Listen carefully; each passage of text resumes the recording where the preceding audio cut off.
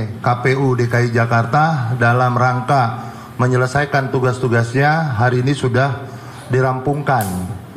Maka memang apa yang terjadi tadi, saya dengan Bang Abu Zar melihat rekapitulasi itu adalah bagian daripada rangkaian yang memang menurut kami tidak sesuai dengan apa yang kami harapkan, bukan tentang nilai, jumlah, tapi dengan proses yang begitu banyak, laporan-laporan yang telah dilakukan dan telah dilayangkan baik oleh tim kami maupun masyarakat sendiri ke Bawaslu.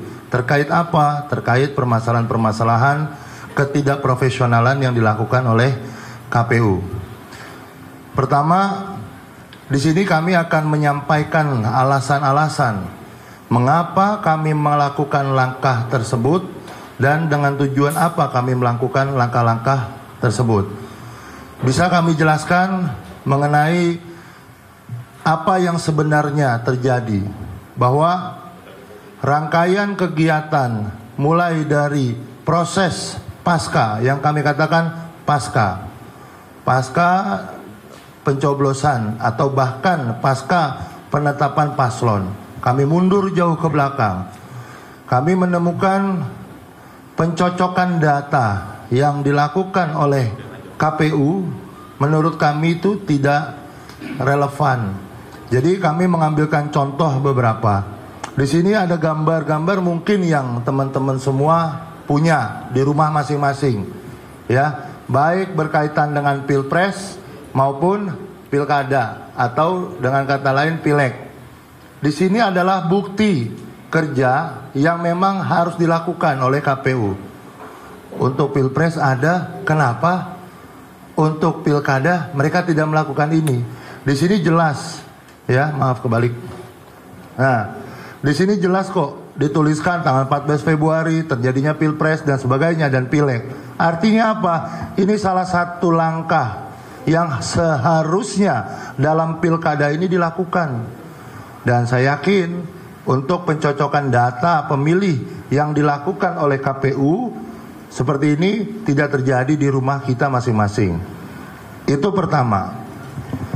Harusnya itu bagian daripada promosi yang memang setiap hari mereka lihat. Warga masyarakat DKI yang memiliki hak pilih, setiap hari dia bisa melihat tercermin dalam brainstorming tentunya bahwa memang akan ada pemilihan kepala daerah di tahun 2024. Akan tetapi itu tidak dilakukan. Padahal anggarannya ada. Satu poin. Yang kedua, kami selalu berbicara tentang yang namanya pelaporan ke Bawaslu. Kami memiliki data, ini setumpuk data, bukti, saya ambil contoh random.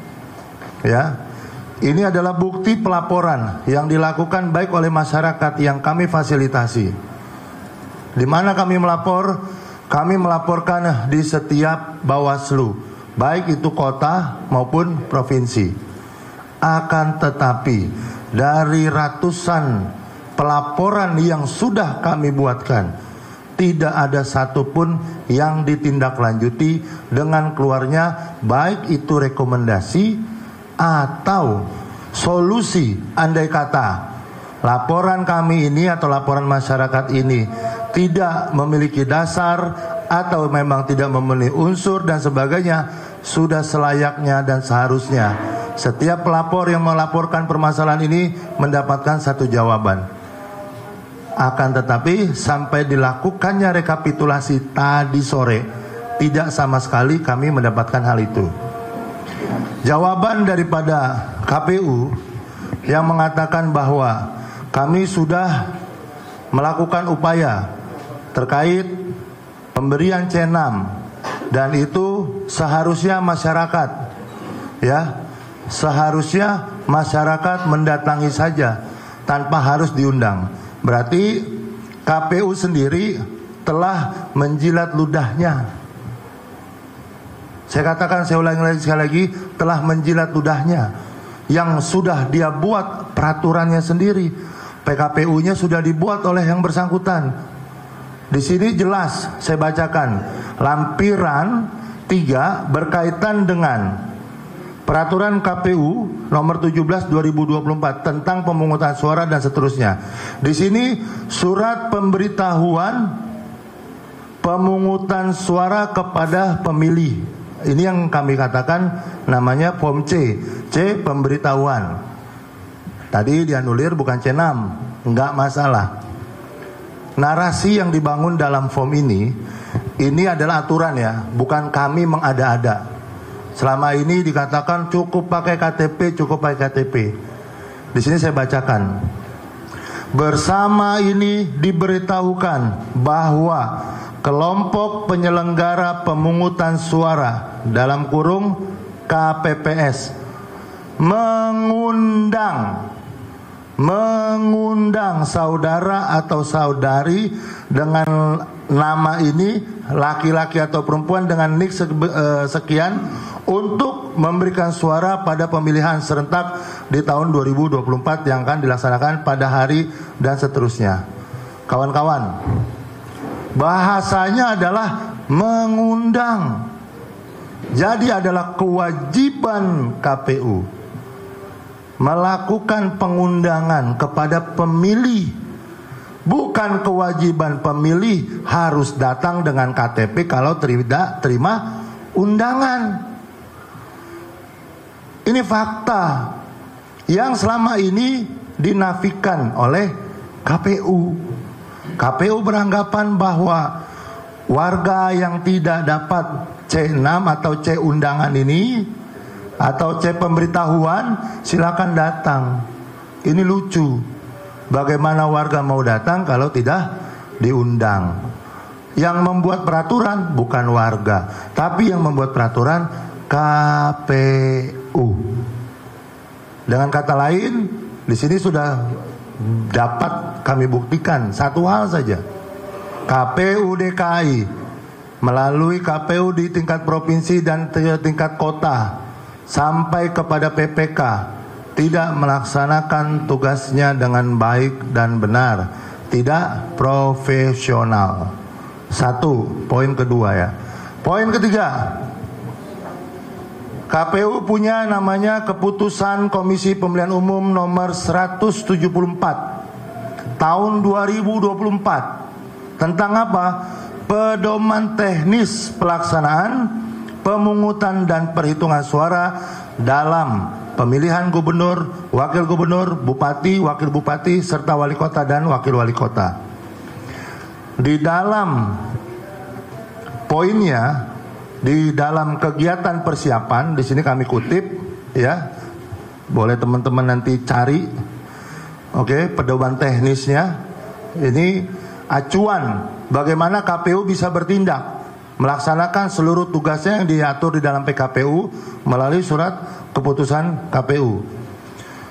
Di sini disebutkan bahwa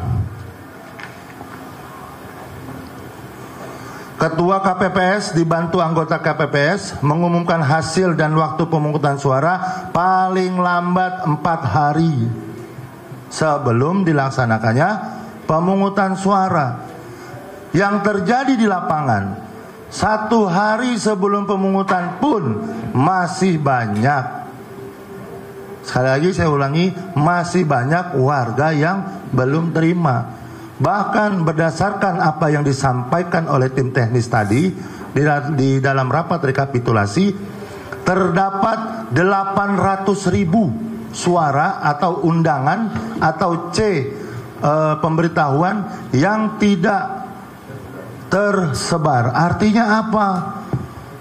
Ada 800.000 manusia yang tidak bisa menerima. Padahal di sini disampaikan juga nih, di dalam peraturannya dia juga, bagaimana kalau orang tidak ketemu, maka salah satu keluarganya yaitu wajib memberitahu, minimal mengirimkan via pesan elektronik.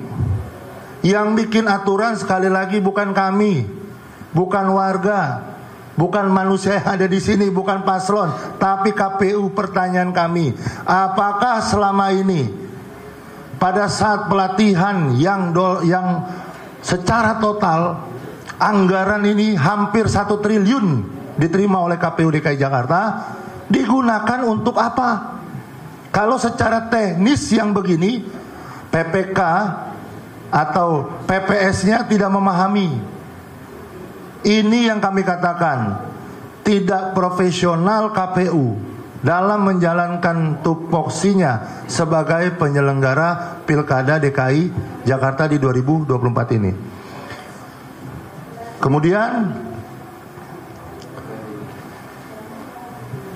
kami juga meminta kepada Bawaslu bahwa apa yang digambarkan ini ada satu gambaran, ya. Saya katakan di sini, maaf. Nah, di sini ya. Ini saya capture dan saya foto dari KPU sendiri, rilisnya pada saat rekapitulasi tadi. Jelas-jelas di sini saya ulangi, jumlah yang tidak menerima adalah 802.417 manusia dengan dalil masing-masing. Ada meninggal dunia, pindah alamat, pindah pemilihan, tidak dikenal, berubah status dan sebagainya. Yang sangat mencengangkan adalah ada 30.000 nama masih terdaftar sebagai pemilih. Yang kedua, pemindah alamatan atau yang tidak berdomisili itu ada 117.000. Kemudian yang tidak dikenal ada 173.000.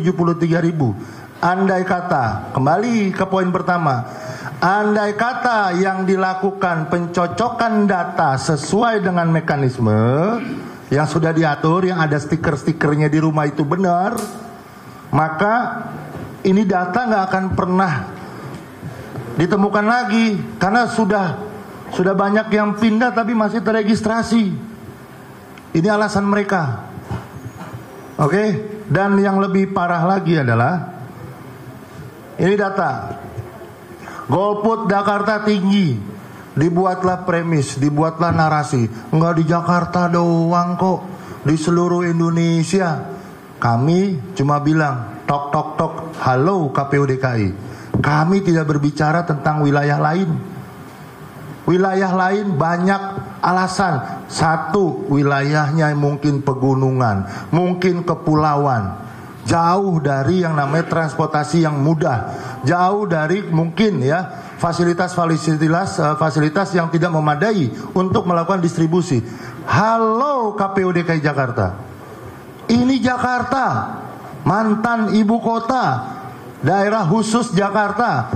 Apa iya narasi yang mau dibangun dengan alasan-alasan bahwa kita sudah mendistribusikan, akan tetapi golongan tinggi ini 3.489.614 manusia yang sudah didistribusikan suratnya tapi tidak melakukan pencoblosan, tidak ikut serta. Kalau data ini dianggap lucu-lucu, coba, ini saya coba gambarkan aja. Pasangan sekalipun angka menang ya, angka perolehan suara ini di 2 juta, tetap saja golput yang menang di angka 3 juta.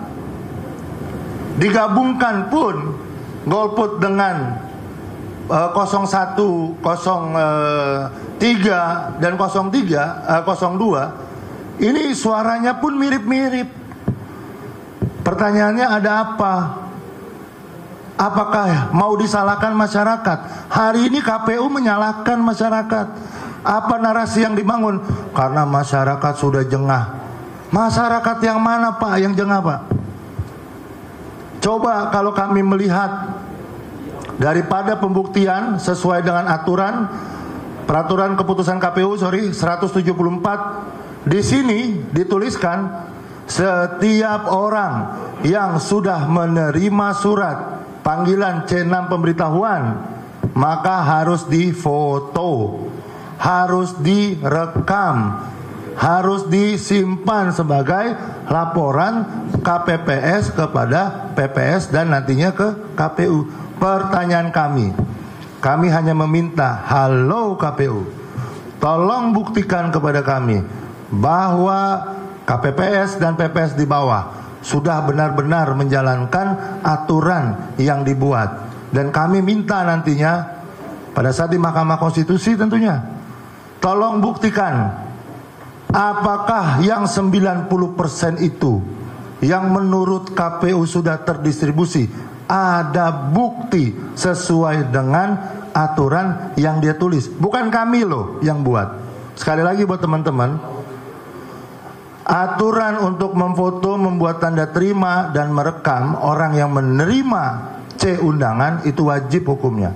Maka kami meminta dibuktikan nanti yang katanya 7 juta lebih orang yang sudah menerima ada, kita buktikan mana foto 7 juta dari orang yang menerima. Itu yang akan kita tuntut nantinya. Jadi kami di sini tidak main-main. Tidak main-main menunjukkan kepada masyarakat bahwa seolah-olah kami takut kalah. Tidak. 01 menang, tidak. 03 menang, tidak. 02 menang, tidak. Peserta kalah semua. Yang menang golput. Fakta, bukan kata saya. KPU juga mengakui itu. Dan naif ketika KPU Jakarta Timur mengatakan memang pendistribusian bermasalah, KPU DKI mengatakan semuanya sudah terdistribusi. Antar anak di bawahnya sama bapaknya aja ribut. Itu baru KPU. Belum lagi Bawaslu. Bawaslu apa yang terjadi? Banyak hal. Yang begini saja seharusnya administratif. Pertanyaan kami adalah apakah tidak ada peran Bawaslu di sini? Wajib Bawaslu mempertanyakan ini sebenarnya. Tapi apakah mereka lakukan? Tidak. Tidak. Sekali lagi tidak. Andai kata Bawaslu sebagai pengawas pemilu menjalankan tupoksinya dengan baik dan benar, maka persentase ikut sertanya masyarakat ini akan lebih tinggi daripada hari ini. Dan ini yang terjadi, kenapa kita kemudian walk out. Dan itu sudah kita sampaikan jauh hari sebelum adanya perhitungan dan rekapitulasi suara. Poin selanjutnya, di sini ini kami tadi foto, oke. Ada 1 juta perolehan daripada pasangan kami 400.000 sekian dan 2 juta sekian. Di sini dituliskan suara tidak sahnya sampai di 363 dan suara sahnya ada 4 juta. Total suaranya jadi ada 4.700.000. Jauh, Pak. Apakah kami tidak boleh mempertanyakan? Sekali lagi, apakah kami tidak boleh mempertanyakan narasi yang dibangun oleh KPU dengan alasan masyarakat jengah, masyarakat bosan, masyarakat juga seolah-olah disandingkan pemilihan gubernur ini oleh calon-calon yang tidak mereka inginkan? Saya rasa jawabannya tidak. Jangan kemudian KPU bermain pada narasi politik walaupun mereka penyelenggara politik. Terakhir dari saya, ini ada data mengenai orang-orang yang menggunakan KTP saja. Halo KPU, ketika satu lembaga menyatakan bahwa orang yang tidak mendapatkan undangan, yang katanya sudah 90% tersampaikan itu, kemudian kami cek berapa sih yang menggunakan KTP, yang benar-benar menggunakan KTP dia hadir. Mungkin sebelahnya TPS rumahnya atau mungkin apapun itu. Di sini tercatat data yang kami dapatkan, pengguna DPTB itu 8.939. Kemudian penggunaan non DPTB atau non DPT itu ada 9.614. Artinya apa? Kurang lebih 17.000 aja. 17.000 orang yang menggunakan KTP, tidak menggunakan undangan. Sekali lagi, cuma 17.000. Halo KPU, narasi apa lagi yang mau dipakai? Perlu kami buktikan apa lagi tentang data yang sesungguhnya? Kalian sibuk tentang apa? Kalau memang dilaksanakan sesuai dengan kaidah-kaidah yang sudah dibuat, maupun itu peraturan KPU, maupun itu kemudian keputusan KPU dan juga Bawaslu tentang Perbawaslu yang seharusnya sudah dilakukan tindakan tidak lebih dari 1 minggu terhadap satu laporan, sampai detik ini kami tidak menerima hasil laporan. Dan ironis sekali, Kebayoran Lama, kita buka di sini. Ada satu kasus, bukan kami yang menemukan, internal pengawas TPS. Setelah ditelusuri, kemudian dibuatkan satu keputusan atau rekomendasi dari Panwaslu Kecamatan. Panwaslu Kecamatan merekomendasikan melakukan PSU di 4 lokasi. Kalau nggak salah tolong dikoreksi ya, 4 atau 3 itu. 4 lokasi TPS. Diajukan surat tersebut oleh PPK Kecamatan Kebayoran Lama, ditolak dengan alasan narasi yang dibangun, informasi yang kami dapat, informasi yang kami terima, baik itu dari teman-teman maupun dari media, bahwa penolakan itu berkaitan dengan seolah-olah surat itu keluar atas inisiatif sendiri, bukan inisiatif kelembagaan. Aneh. Lalu apa yang terjadi? Yang terjadi adalah orang yang mengeluarkan rekomendasi itu seolah-olah hari ini dipersalahkan. Padahal itu anggota mereka sendiri, bukan kami. Yang menemukan mereka, yang memproses mereka, yang merekomendasikan mereka. Mereka juga yang bermain sinetron. Kenapa kami katakan sinetron? Muak kami dengan keadaan seperti ini, di mana demokrasi dikebiri, di mana hak-hak rakyat tidak dipenuhi. Kecuali negara ini tidak punya uang. Uang sudah diberikan kepada KPU, kepada Bawaslu, bertugaslah dengan baik dan benar. Apa yang terjadi? Tidak ada yang namanya keseriusan dan profesionalisme. Maka jangan salahkan kami sebagai pasangan calon peserta melaporkan ke DKPP. Laporan DKPP itu adalah jalan terakhir kami. Sebelumnya kami persuasif bertanya, betul Bang Muslim? Kita bertanya ke KPU, bertanya ke Bawaslu. Apa yang terjadi?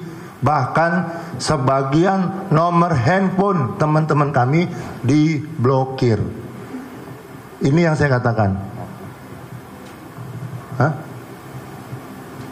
Itu loh. Oleh karena itu, sekali lagi, kami akan tetap pada koridor dalam 3 hari waktu, 3 hari yang akan kami jalani ke depan untuk persiapan bagaimana kami mampu membuat laporan atau pendaftaran registrasi terhadap kasus ini kepada Mahkamah Konstitusi.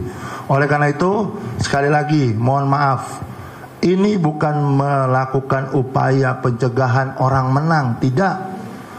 Kami menjadikan ini jalur konstitusi dan jalur demokrasi agar kedepannya di 2029 nanti tidak ada tuh yang namanya penyelenggara maupun pengawas tidak menghargai yang namanya hasil dan kualitas dari suatu demokrasi.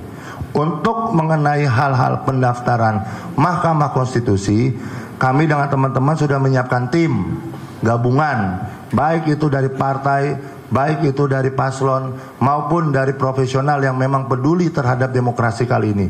Banyak sudah ahli-ahli yang sudah kita ajakin konsultasi dan berkaitan dengan permasalahan ini semua. Mudah-mudahan rumah terakhir yang kami percaya adalah rumah hukum yang terbesar, Mahkamah Konstitusi, di mana disitulah kami akan mencurahkan seluruh permasalahan ini dan mudah-mudahan diproses dan diputuskan sesuai dengan kaidah-kaidah yang berlaku. Untuk itu saya serahkan penjelasannya kepada sahabat saya, Bang Muslim. Terima kasih. Assalamualaikum warahmatullahi wabarakatuh. Terima kasih rekan-rekan media, Bapak Ibu, teman-teman. Hari ini kita tahu memang penetapan hasil perolehan suara Pilkada Jakarta sudah ditetapkan nomor 210 ya, 2024. Tentu penetapan ini merupakan objek sengketa yang tentunya akan kami ajukan ke MK. Sesuai dengan kewenangan MK, Bapak Ibu, pasal 10 tentang nomor 24 tahun 2003 tentang Mahkamah Konstitusi, salah satu tugas dari Mahkamah Konstitusi adalah memutus perselisihan tentang hasil pemilihan umum. Nah, salah satunya adalah DKI Jakarta. Nah, DKI Jakarta ini tentu nanti akan kita ajukan dalam waktu sesuai dengan peraturan Mahkamah PMK nomor 3 2004 tentang beracara. Itu ada 3 hari kerja. 3 hari kerja kalau jam 16 diputus, berarti kalau hari Senin berarti paling lambat hari Rabu jam 16.00 itu memang kita akan siapkan. Nah, terkait pelanggarannya apa, tentu tadi Pak Ramdan sudah menyampaikan panjang lebar 1 jam. Narasi terkait dengan panjang tadi yang disampaikan kecurangan dan segala macam, itu adalah bahan yang nantinya akan kami sampaikan di MK dan akan kami ramu, dan sampai saat ini tim hukum sedang melakukan proses itu. Mudah-mudahan jika tidak ada arang melintang sesuai dengan jadwal yang telah disampaikan oleh MK sesuai dengan peraturan, kita akan memutuskan untuk bisa mengajukan ke MK sesuai dengan batas waktu yang ditentukan. Saya kira itu singkat dari kami dari tim hukum. Mudah-mudahan kami mohon doa dari teman-teman semuanya agar berlancar dengan baik. Terima kasih banyak. Mungkin ada pertanyaan? Kita cukupkan 3 pertanyaan aja ya. Ayo silakan.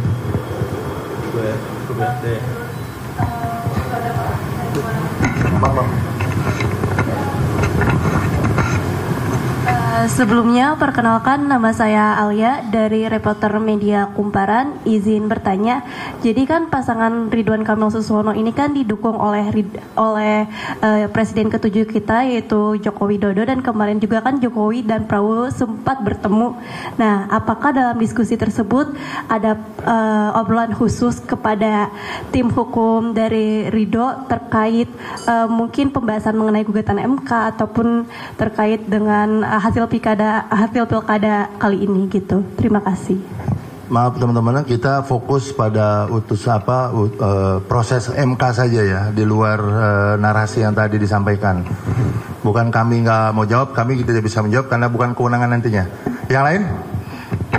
Izin Pak, saya Sela dari Kompas.com. Pertanyaan saya ada 2 Pak, mungkin jadi itu. Tadi kan si Pak Ramdan sempat memberikan satu desain ya, mungkin boleh jelaskan Pak itu desain apa sih sebenarnya, mungkin untuk orang-orang yang awam tidak tahu itu stiker atau apa. Karena kan tadi Bapak menunjukkan itu tidak ada tanggalnya ya. Jadi saya ingin mempertegas sebenarnya apa yang dipermasalahkan, apakah soal desain atau segala macam. Kedua Pak, yang dari tadi Bapak sebutkan kan sebenarnya pembahasan soal proses ya. Sementara sengketa belajar dari sengketa Pilpres kemarin, itu sengketa di MK adalah soal hasil sebenarnya, perbedaan hasil yang dipermasalahkan. Jadi di dalam nantinya ketika Bapak ke MK ini sebenarnya akan digugat itu KPU-nya atau sebenarnya Bawaslu-nya, karena kalau dari narasi yang Bapak sebutkan kayaknya cukup banyak ini kesalahan dari Bawaslu yang sepertinya tidak terselesaikan di Bawaslu-nya. Itu saja, terima kasih.